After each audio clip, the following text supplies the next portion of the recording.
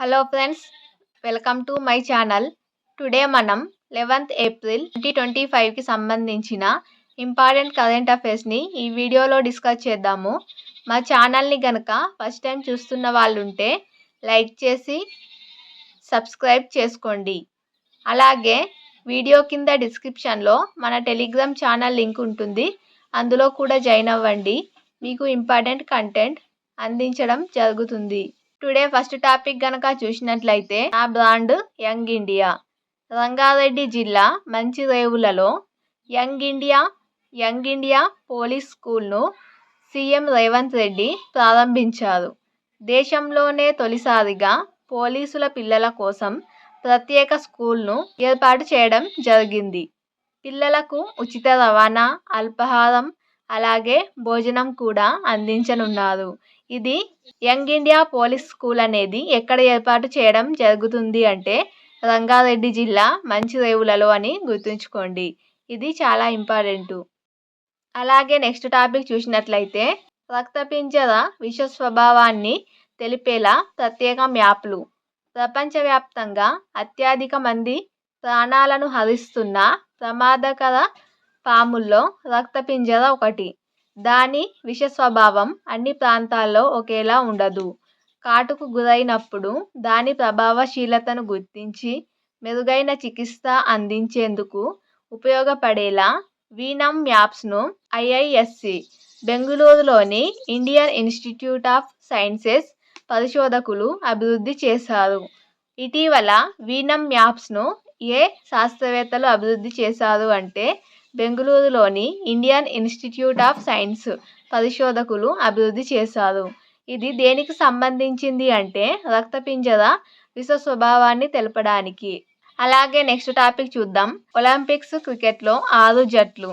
Loss ఏంజిల్స్లో నిర్వహించే ఒలింపిక్స్లో cricket పోటీలను 6 జట్లతో నిర్వహించబోతున్నారు. 1900లో ఒక్కసారి మాత్రమే ఒలింపిక్స్లో భాగమైన క్రికెట్ 2028లో మళ్ళీ పునరాగమనం చేయబోతుంది. తొలిసారిగా క్రికెట్ పోటీలు నిర్వహించినప్పుడు పాల్గొన్నది 2 జట్లే, బ్రిటన్, ఫ్రాన్స్.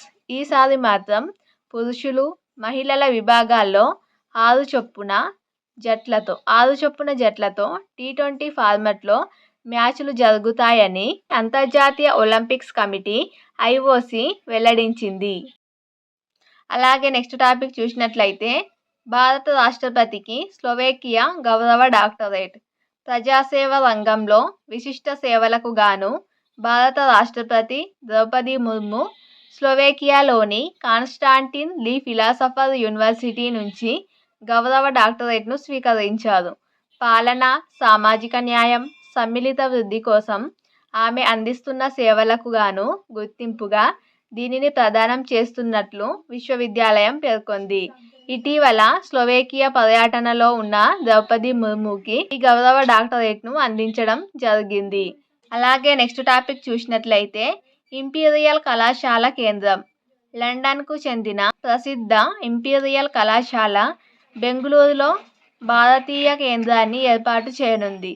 దీనికి ఇంపీరియల్ గ్లోబల్ ఇండియా అని నామకరణం చేశారు. భారత్, బ్రిటన్ల మధ్య సహకార పెంపుదలకు ఇది వేదిక కానుంది. ఇటీవల లండన్కు చెందిన ఇంపీరియల్ గ్లోబల్ ఇండియా అని నామకరణం చేసిన కళాశాలను బెంగుళూరులో ఏర్పాటు చేయనున్నారు. నెక్స్ట్ టాపిక్ చూసినట్లయితే ప్లాస్టిక్ చెత్తలో భారత్ వాటా 3.54%. ప్రపంచవ్యాప్తంగా 2022లో మొత్తం 26.8 కోట్ల టన్నుల ప్లాస్టిక్ చెత్త తయారవగా అందులో భారత్ వాటా 3.54% అని నేచర్ జర్నల్లో ప్రచురితమైంది. అత్యధికంగా చైనాలో 8.15 కోట్ల టన్నులు, UAEలో 3.3 కోట్ల టన్నులు ఉంటే భారత్లో మాత్రం 95 లక్షల టన్నులు ప్లాస్టిక్ చెత్త ఉంది అని, దీని వాటా 3.54% అని నేచర్ జర్నల్లో ప్రచురితమైన అంశంలో వెల్లడైంది. ఇది ఫ్రెండ్స్ టుడే 11th ఏప్రిల్ 2025కి సంబంధించిన కరెంట్ అఫైర్స్ వీడియో. ఈ వీడియో మీకు నచ్చినట్లయితే లైక్ చేసి ఛానల్ని ఫస్ట్ టైం చూస్తున్నట్లయితే సబ్స్క్రైబ్ చేసుకోండి. Thank you.